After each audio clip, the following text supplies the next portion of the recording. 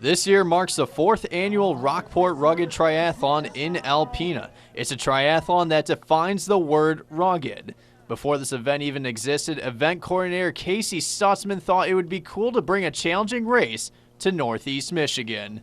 The whole reason this was started was to introduce this area, which is really kind of a hidden gem in Alpena, Northeast Michigan, to not only locals, but to people visiting the area.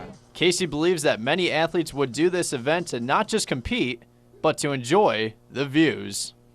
So this was really a great opportunity to get people to not only come explore it, but to celebrate its rugged beauty and nature. But the challenge of putting together a triathlon like this is starting from scratch. When we started this, we're starting from scratch. It's just kind of a very unpolished, very rugged area.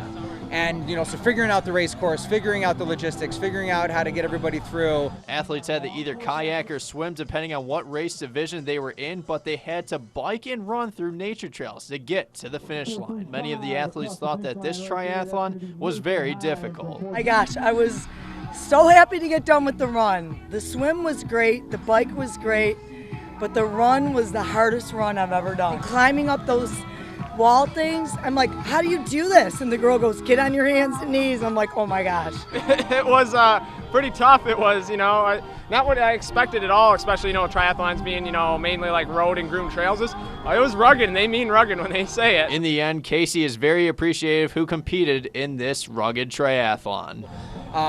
We appreciate all of our athletes because they're all very adventurous individuals and, willing to try something new and try something different and get off trail and off the beaten path a little bit.